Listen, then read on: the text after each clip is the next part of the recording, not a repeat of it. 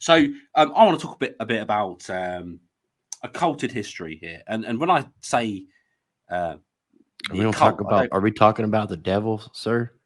We're not talking about the devil. We're not talking about witches, Satanists. When I talk about occulted, I mean it in the astronomical sense.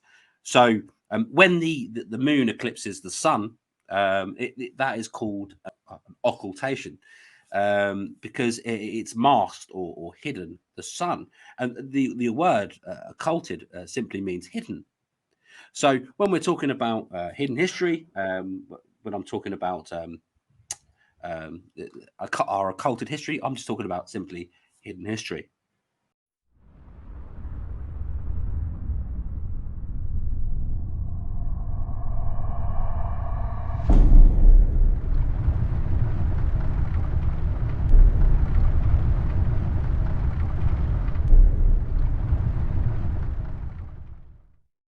You talk about the Anunnaki. We talked a little bit about that before. I talked about ancient Sumeria. I talked about um, the. I talked about these apparent giants. That are depicted in their artwork. One of them, I'll show the picture of. One of the Anunnaki holding a lion as if it was a domestic little cat. And there's plenty to say about this, but what I'm interested in from that as well is, the notion, and something people are very interested in, is there a ninth planet out there? And I say ninth planet because, these days we have 8 planets that's, we have Mercury, Venus, Earth, Mars, Jupiter, Saturn, Uranus, Neptune, and Pluto used to be a planet, but obviously it was poor Pluto was demoted. It was demoted. It was. So the ancient Sumerians, they talked about the 12th planet, but we're talking about the ninth planet, and really it's no contradiction because they counted the sun and the moon as planets, and obviously Pluto. So Well, there that was makes. also speculation too about the asteroid belt being a planet that was destroyed, and that because it still has a rotation, the fragments still kind of remain, and that's what created our asteroid belt. So there could have been Tiamat. another planet, TMI. Yeah, we don't know exactly the number. So the 12th planet, Nibiru, Planet X, and Planet X would be 10. So yeah, Yeah. Oh, you could count Tiamat, I suppose, but then these the Anunnaki and their clay tablets. They're talking about this as it was history. So Tiamat would no longer be in existence, and I'll explain more about that okay. soon. So therefore, you wouldn't really count it in the depictions of the solar system. Talk My about the bad. Sumerian tablets. You're talking Yes. about cuneiform. So basically, this the whole idea of the ninth planet, or the 12th planet, was big in the 80s. There was a lots of sort of speculation. Say speculation. There was lots of talk about it in the 80s, and nowadays you don't really see it. You only kind of see it on YouTube videos, conspiracy websites talking about the 10th planet, the ninth planet, Planet X, Wormwood, Nibiru, whatever some people call it, and we don't really know, exactly what that's meant to be. The common interpretation is that it's another planet that was in our sun's orbit, not necessarily in sort of the solar system as we know it. Yeah, no, they said it had like the claim is like an elliptical orbit that took it further out from our general solar system, and the rotation that it has going around the sun is a lot longer of a time period than we're used to with the planets that we see in our solar system because they're Mhm. closer. So the further you are from the sun, and then it's almost as if it could have been part of our solar system, but maybe even what happened in TMI, and I don't know if this is explained in the tablets, but could have knocked it off of course and set a new trajectory that made it elliptical. I don't know. I just think it's kind of Well, odd that we have one. And they also talk about other suns, planets being suns, you do different. know that there's other bodies, celestial bodies that do follow elliptical orbits, right? So it's not just Nibiru, this idea hasn't just got, you know, they're not every orbit is circular to Right. our sun, Right. and to every star. Comets and things to that effect. Or Exactly. Yeah. There's perturbations in the orbits of certain planets, so they are slightly, you know, things go around the sun, nice circular kind of motion, and there's some of them that have some sort of perturbations to their Oh, you mean orbit. where it's okay, where it's not circular, where it has It's slightly been a knocked off different by something, course. Yeah, and I this is get you. something that astronomers have looked into, because there's something influencing those perturbations, right?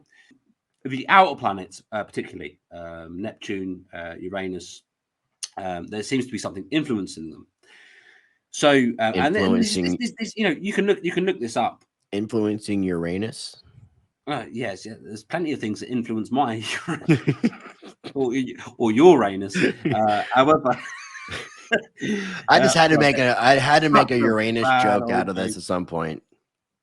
But I mean, the other thing that this elliptical, as you say, it was meant to be 3,600 odd years. This orbit of the planet in a kind of an elliptical kind of orbit. The other thing that this could explain is the environmental changes on our planet. So there's this whole global warming that's been pushed, and really all that's about is trying to push a global carbon tax, which has been successful. But really, actually, it's something that's the solar system wide. The ice caps on Mars have been diminishing, melting. Some of the moons of Jupiter, the ice caps have been melting. The outer planets are becoming more luminescent, which would suggest that they've been heating up. So there is changes throughout the solar system as well as our own within, you know, the realms of climate. One of the explanations for that could be for whatever this, and it is quite widely accepted that there is another body within our system. What they don't know quite what it is, but a lot of scientists will swear down that there must be the presence of something else in our solar system. What's going on is solar system wide, right?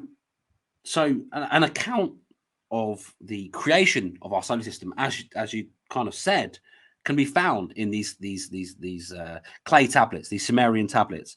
And the thing is with the Sumerians is we could know much more about the Sumerians than we ever could about the Egyptians, the Romans, etc., etc.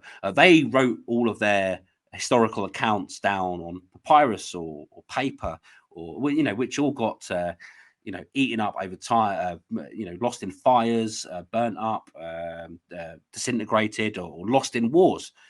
Now the Sumerians, they wrote down their accounts, their history on, you know, clay tablets, which they then baked, and then which over time, you know, turned into stone.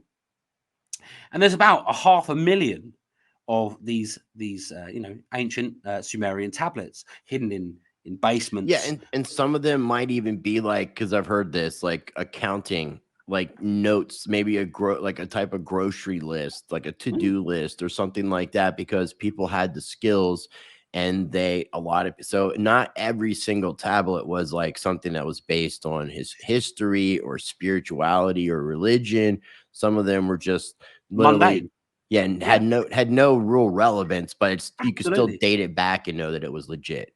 mundane. And imagine, you know, going to go get ready to go to the shops and Carrying around your and block. chiseling into A clay your check mark? shopping list and baking the clay. Yeah, it's a And lot. getting your tablet ready to go to the shops. Oh yes, I need milk on this. No, but yeah, you're right. Some of these things were just, you know, mundane scribblings. But you know, around 500,000 of them exist still today in the basements of museums all around the world, and only about 20% of this, you know, 500,000 tablets have been translated.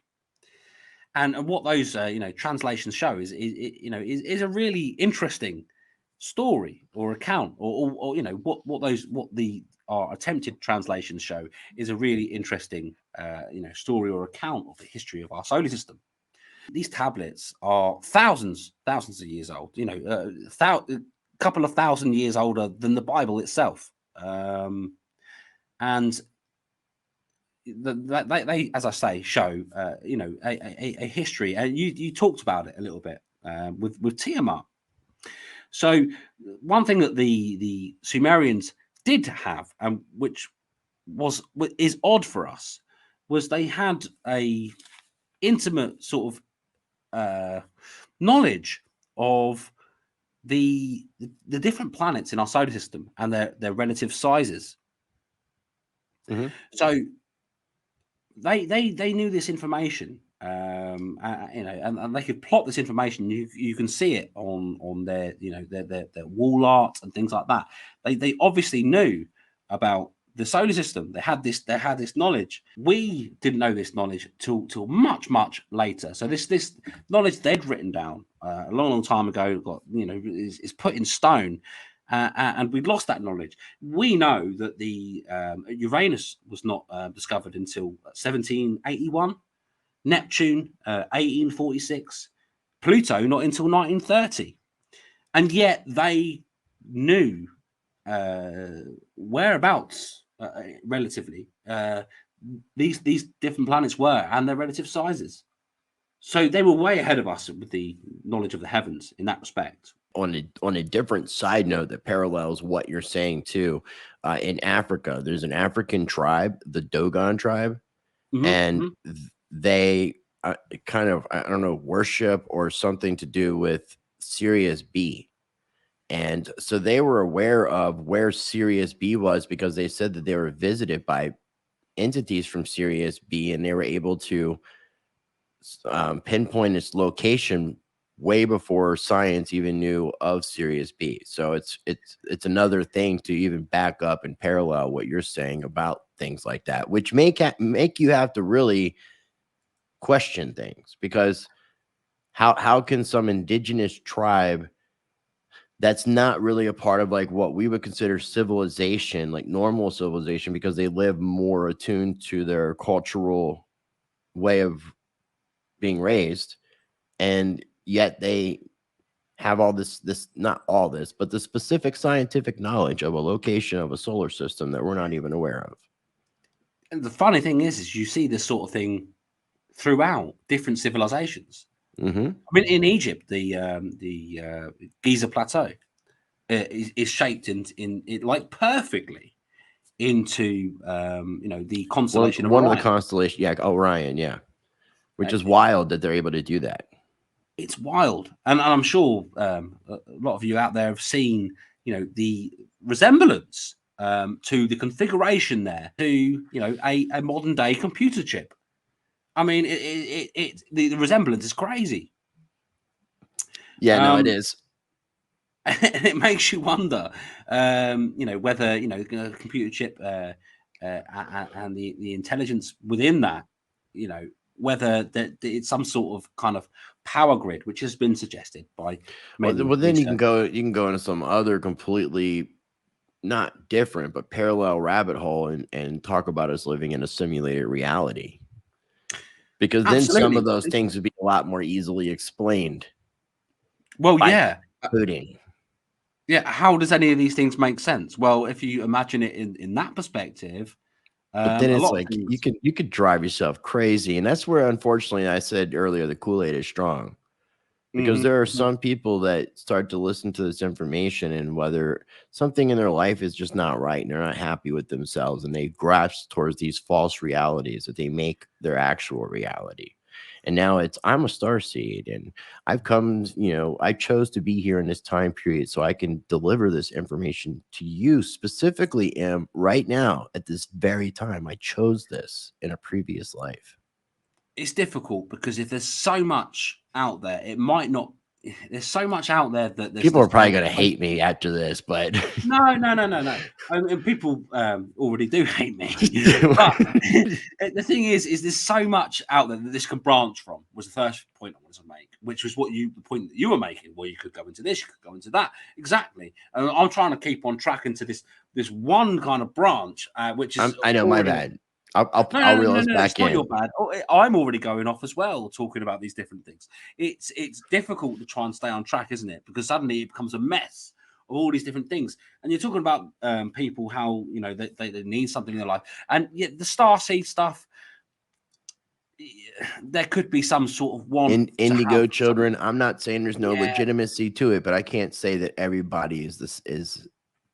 I'm the open-minded skeptic, because it might not be necessarily that people that believe in this stuff need to have some sort of feel of that they're special. Although I'm sure for a lot of people it is, and I think everyone is special, and we all need to remember that. We're all little snowflakes. We're all individual, different, unique little snowflakes. We're all special in our own way, and we're all our own individual, and we don't need to have to tag ourselves as being a part of a star seed from especially those that are saying that I'm a Draco reptilian star seed. I don't want to comment. Have you watched any of the channeling that people do? where they're laying on a bed or something like that, and they're speaking, and someone's speaking to them, and what's coming out of the mouth of the people laying down is not supposedly them. It's them channeling maybe Ra, maybe God, maybe just some alien, some ET. I've seen some stuff. And I agree that I couldn't give a definitive answer on I think a lot of it's crazy. I think a lot of people are crazy. I think a lot of people are charlatans and pretending that they know what they're doing by channeling beings. However, do you get information downloads? No, I don't. Are you sure? I'm sure when I download it on my laptop. Okay, I just want to clarify. Which I read through, and then I research, and then I talk about it. I mean, remember, you've been in a spaceship, okay? So I have to clarify. Those were interesting times, but it's there's so much out there, and it's tough to say to anyone they're crazy. But it is a lot easier to talk about what you know and what you've researched, and that's what I'm talking about today. And this stuff is stuff that I wouldn't usually talk about, but I'm starting to talk about now. It's stuff that I would have wanted to talk about, that I researched before I then went on to find out about all these charlatans and was trying to convince people. I was trying to tell people, look, here is what he said. Here is what happened. They don't align. This guy is lying. And suddenly I found myself in a pigeonhole of being, that guy busts conspiracy theorists. No, I don't. I'm an open-minded skeptic, as you said earlier, Rice. I very much am. But I found myself in this pigeonhole of going, that's not right. That's not true. This is why. This is what. And I also am just like all of these other people that are being caught in the spider web of some of these people who are just looking for the truth. And there is so much out there that is not explained, or that does have some sort of explanation, but people do not listen to it. And the MSM do not report on it. There's a hidden history out there, an occulted history. And am I 100% spot on about everything I'm saying? I don't know. Go out and do your own research. I'm pretty confident to stand behind my own words here. And this is what researchers and astronomers have been doing. So we talked about Tiamat, right? Mm-hmm.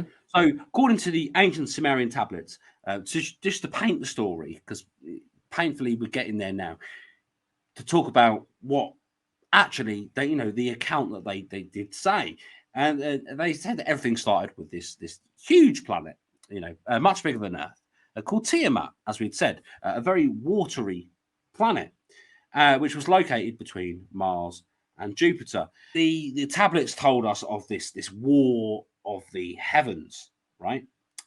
Which clashes took place. And now, if you take that as a kind of a metaphor, a metaphor of the creation of our solar system, it tells an incredible story. So another planet, Nibiru, which we talked about with this elliptical orbit every 3,600 years, came into our solar system the last time that it's made its crossing. It's called the planet of the crossing, I believe, as well, as another name for it. The last time it made this journey, apparently it came close to Tiamat. And when it did that, one of the moons, apparently, as the Sumerian account says, then struck into Tiamat and broke it up in half. Half of this debris created, as you said before, the asteroid belt, which is why it is kind of weird when you look at it. There's this debris field in an orbital circle, like trash, of rock, of space trash ice. rocks. Yeah, something was there. That makes absolute sense to me. It's this account is written in stone by the Sumerians, and this is what highly interests me. This was written way before any of the other ancient cultures and stuff, and they're talking about the creation of the positions of our solar system. It's just mind-blowing stuff, and something that people should at least research. So anyway, yes. So it hit this planet Tiamat, this big watery planet in between Mars and Jupiter. It broke it up. Half of it went into a orbit of debris, which is the asteroid belt, and apparently, according to these texts, half of it was then pushed out of orbit past Mars and then sat and coalesced into the planet that we know as Earth today. So that is the kind of the story of that is told in these tablets. Incredible. It's pretty wild when you really think about it. I mean, it's pretty. But when you see something that old and someone taking, because you got to think about it too. I mean, it was time consuming for the individuals back then to be able to create those tablets. So why would somebody go through all the trouble of creating a tablet with some false made up story? And I can't see that being entertainment for children or anybody else. So it makes sense that it would be part of our history. There's 500,000 of these tablets as well. Like I say, only 20% of them approximately have been translated. But yeah, as you say, I mean, even on paper, why would people keep these accounts? Why would they? I mean, yeah, I suppose people make hoaxes. They make hoaxes to this day. We know of these. Well, something else that fascinates me. So prior to the discovery of like sites like Göbekli Tepe, yes, very interesting. So the Mesopotamian Sumerian stuff was the oldest stuff that we had found. So the Mesopotamian stuff at that point was the oldest known history at that point. But once we started discovering sites like Göbekli Tepe, we started to realize that they were older. Now, there's still kind of, it seems as if, especially that site in particular, has been buried on purpose, intentionally, whether to hide information or to preserve information, I'm not sure. But I'm really fascinated once they're able to uncover more of that area and what kind of preserved history we'll be able to find. Like, are there tablets from a civilization that's earlier than the Sumerian time period that could potentially parallel up and show more of the same similar type of information, which would bring more validity to the unknown. I mean, then you go on you go on another offshoot, you know, talking about stories That's of what I'm saying. You could do Atlantis this. or Mu, you know, and other hidden civilizations. You know, you could go on so many different branches from this conversation, and you know, I think we should do another show, and we should talk about some of these other kind of branches from this. But yeah, definitely, the Göbekli Tepe site is absolutely an astonishing find. Elliptical orbit of this night planet could be, as I said before, the reason for a lot of the changes in the solar system, the climate changes. They believe it could be some behind some of the erratic weather changes on the Earth. And recently, I say recently, I think as far back as 2012, maybe even earlier, there was astronomers that had found that there is definitely, I think I said this before, there's definitely another body that's causing these perturbations. So, for clarification purposes, are you suggesting that this so-called Nibiru wormwood, Planet X, whatever people want to define this as, is or has returned? Well, some people are suggesting that we are at the end of that 3,600 year cycle. Some people have tried to say that it is destined to come close to our planet around 2060. This could suggest that perhaps, you know, if true, that you know, it's coming into our solar system at this point, and which would be causing all of the dramatic changes that are happening, the melting of the ice caps on different planets and moons, the heating up of the sort of some of the gas giants. This could be a reason for some of that. Have you seen the Great Awakening map? Yes. I think this is all because of the Great Solar Flash. That's another rabbit hole. Yeah, and again, another rabbit hole. Something that is expected. A great solar flash, a great solar flare.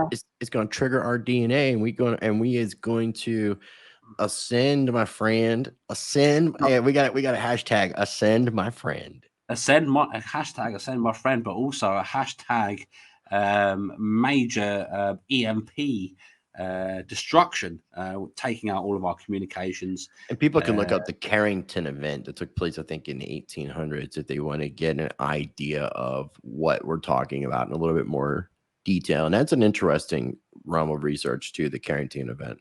So this event that I was talking about with Tiamat and the Nibiru and its moon smashing into it, creating Earth, creating the asteroid belt. Then you've got now Mercury, Venus, Earth, Mars, the asteroid belt running around, Jupiter, and the outer planets, Saturn, Uranus, Neptune.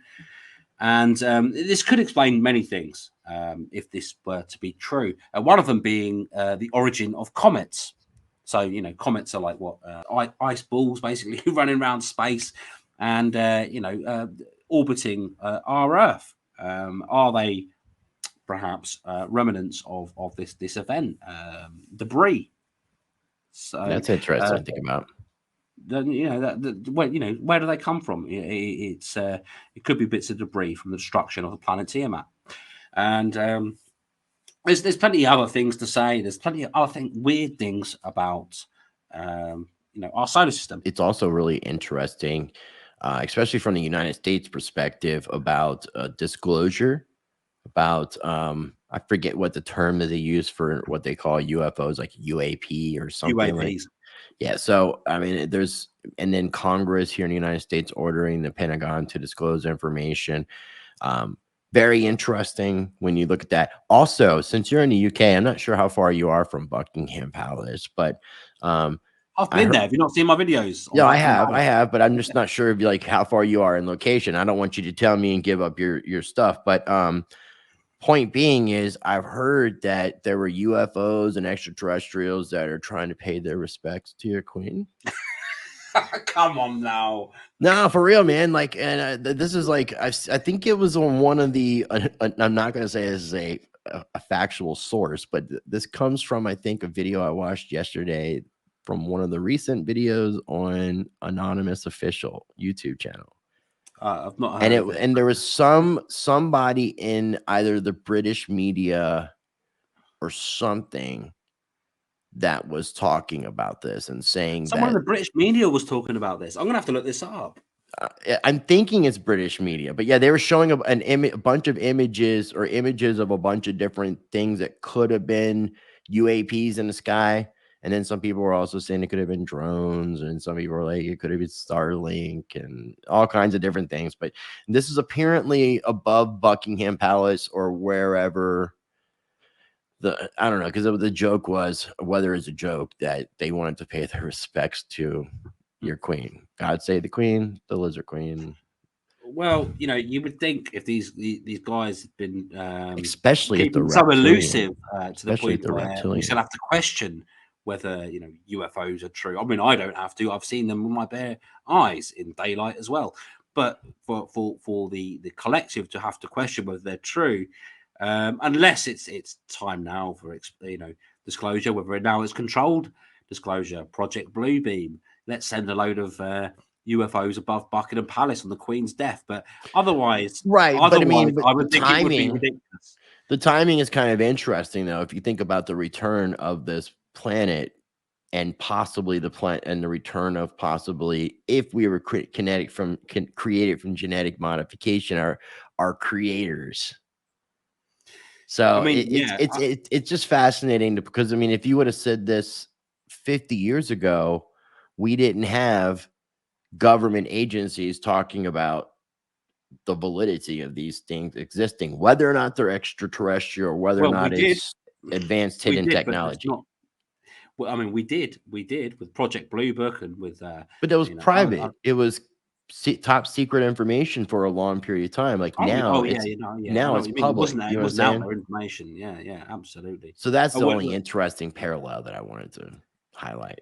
Absolutely, that's a whole nother branch as well. But yeah, no, let's just go back. I just want to show this one article just to show you that astronomers are taking this stuff. I say this stuff seriously, taking the ninth planet now, as we would call it, the 10th planet, as we might have called it before, the 12th planet, as the Sumerians would have called it. But this stuff has been taken seriously for over well, maybe a decade now. I think over a decade, in fact. I think maybe as far back as 2005.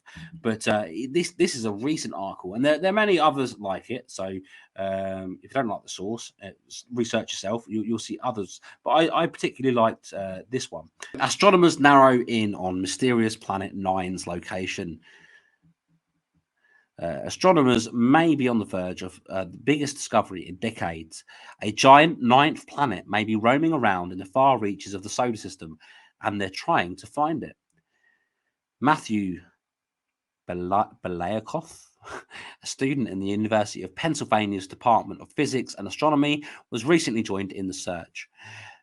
There's always the feeling, he says, when we're analyzing any of the survey data that we will find it. Belayakoff tells Inverse, there's something to look forward to. It definitely gives me a bit of stimulus.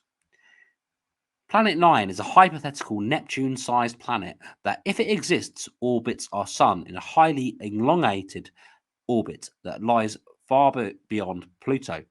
In the most recent search for this mysterious object, Belayakoff and his team ruled out a section of the sky where this planet may be located, thus improving the odds of finding Planet 9. The findings are detailed in a study available on the preprint server Arxiv. There is a link there, so I'll have a look at that in my spare time. Maybe I'll put it in the description for you. I need reading glasses to be able to help you out with this, with the small print.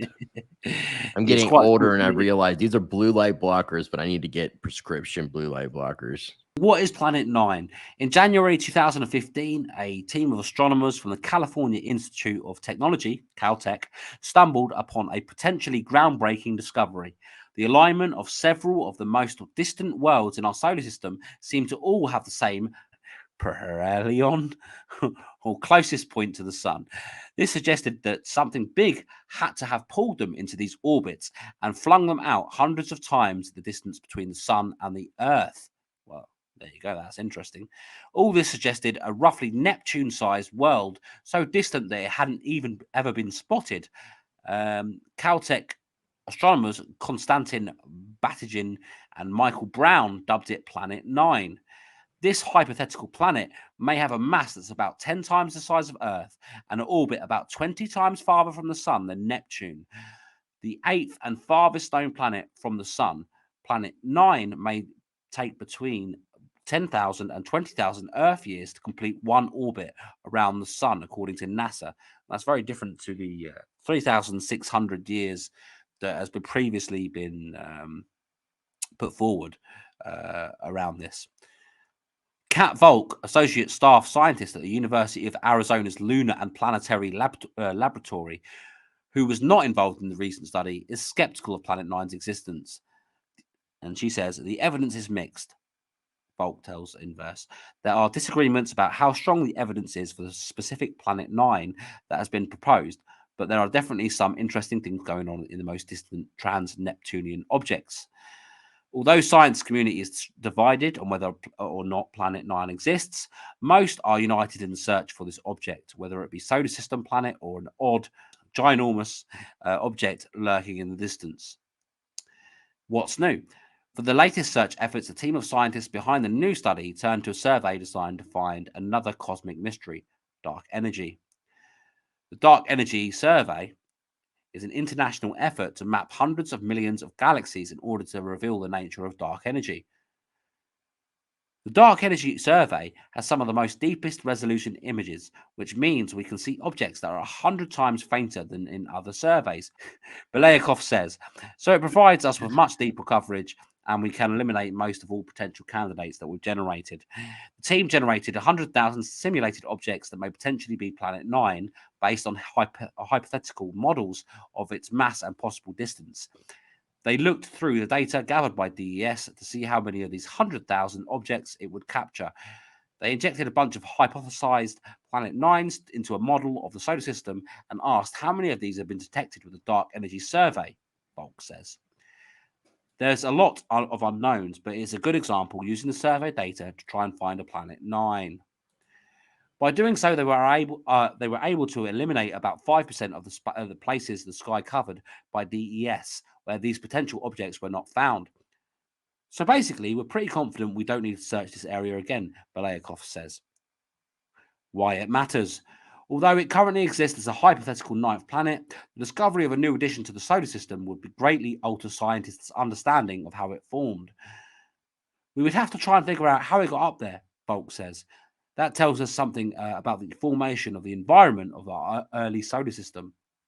The solar system formed about 4.6 billion years ago, but scientists are still not sure of the details of how each planet came to be and whether our star system is unique within the universe.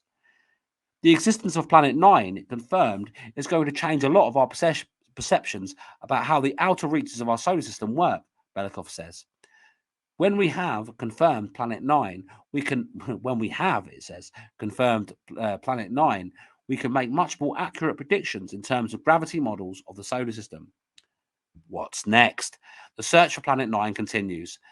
The team behind the recent study are looking forward to the launch of the Rubin Observatory, which is currently under construction in Chile and expected to begin operations in 2023. The large telescope will shed light on the skies above the southern hemisphere, aiding scientists in their search and possibly ending the ongoing debate surrounding the putative 9th planet. I think that every year goes by, we're getting closer to eliminating it, Volk says. I think we'll get a decent answer within my career. I'm sure there's something pretty big out there. I don't know if it's going to be the Planet 9 that's predicted, but I'm sure we'll find some exciting large objects, she adds. So there you go. Pretty interesting. It's being talked about in mainstream astronomy as we speak. Scientists are split over it, but they're all looking for it apparently, or most of them are. Paying attention to something out there. Yeah, I mean, because that's one thing that's like very fascinating for for a lot of people that, you know, are studying things about space, stars, and things to that, is listening in for unknown objects, whether, you know, because I mean, there's another thing that could even be tangented off. And I don't know if any of this is referenced in any of the Sumerian tablets or not, but the idea of the black satellite, the black night satellite. Have you heard about this? I've heard about it. Yeah, Yeah. I'm not aware of it being referenced in the Yeah, Sumerian I tablet. don't think Any that's pictures? pretty I've seen. fascinating that there's Oh some yeah, sort of ancient or older extraterrestrial technology that could be some sort of satellite in some capacity. yeah. That's Pretty, yeah. orbiting the So Earth, like you know, like any of our satellites. right, and But I know it like looks very different. Doesn't look. there's scientists are always talking about. I think just recently there's been some different radio waves, like sound waves, that have come through that they're trying to figure out what these things mean. It could be like some sort of communication, or at least have uh, some sort of pattern that they can figure out what this pattern possibly means. So I mean, all those things are very fascinating. That's where I have to like put some relevancy in it. It's just, where do you draw the line on when it starts to get into bizarro world? Absolutely, it's always a fine line. There's a lot of fine lines out here, isn't there, Rice? We've talked about, but I think that this conversation and these facts, or you know, and even speculations as well, that we've talked about are very relevant, and something that, you know, people should take note of and look into. And obviously, as I've just shown, it's been taken seriously in the science and astronomy community. And not only that, the you know the ancient tablets being translated, like I say, 500,000 of them, only 20% of them have been translated, and they already tell this fascinating account. Which, you know, take of that what you will, and this story, you know, the whole story behind it. But that's only 20% of that. What I mean, what are the other 80%? What do the other 80% say? What potential discoveries or potential things to look into and think about could this other 80% say? And maybe it's made up of 80%. The other 80% is made up of shopping lists, like you say. We won't know until we investigate them. But something for you all to investigate is everything we've talked about tonight. And yeah, the ancient Sumerians, the uh, clay, you know, tablets, the cuneiform Sumerian tablets, the whole story behind that is fascinating. And I implore you all to dig deeper and do some research around that. Maybe next time we speak, we can do like something focused on Anunnaki more specific, because Anunnaki would be what we think of as what would be on this said Nibiru Wormwood Planet X, which, Well, if that's it right. did return in its orbit, which could mean, if this civilization is still alive, that we could be encountering our potential creators in the near future. They say with the return of Nibiru will come the return of the Anunnaki, who left as their planet left the solar system Because 3,000 there's a odd. lot of speculation about the Anunnaki, and Absolutely. we We could have a spoke a nice bit about discussion them. about that. We did speak a bit about them last time, and we've focused literally on the solar system and the planet, the idea of Nibiru, the, you know, ninth, 10th planet here. I think it was good to try and keep the focus on that with this conversation. But absolutely, I would love to talk more about, you know, these Sumerian texts talk about everything we've talked about, but they also talk about the Anunnaki. You know, those from who flew down from heaven, or those from whence heaven came, or however the, you know, whichever translation you want And I to. think that we get that translation from Zechariah Stitchin, and there are a lot of proponents that say that Stitchin was not correct in his translation. So that's another area too that people can look into. That's just an Absolutely, absolutely. But So there's then, you plenty know, of information that people have gotten from this video that should keep them busy for a long time if they're interested in this topic. too right and all, something I'm interested in, and something that you know, don't really report on, but I then investigate in my own time. And it was really great to have the opportunity to sit with you and go through some of it tonight. I enjoyed it, man. It was fun. I appreciate it. Do you want to see some more of these shows? Do you want to see some more of this type of content? Do you want to see some more of me and Chris Rice talking? And yeah, where can we find you, Rice? You can find me on YouTube at RiceTVx, and I'm pretty much everywhere on social media at RiceTVx. I also have a channel on BitTube. I have one on Odyssey and Library, and I'm getting ready to get my Rumble channel going. I may be utilizing some other platforms, but at least for now, that's where you can find me. And then everywhere on social media, Twitter, Facebook, Instagram, all that good stuff at RiceTVx. All that good stuff. Go and follow RiceTVx. Really appreciate you coming on my show. And until the next time, everyone watching the show, thank you for joining us. Don't pull that one, man. There's gonna be all conspiratorial in the comments. Oh, it's all right. I'm the American people. I can take it. Yeah, what are you gonna do? Are you gonna send somebody to my house? Oh, teach them the fear of God, as he said that he would do. That he wanted people to come. Maybe somebody will get that inside joke.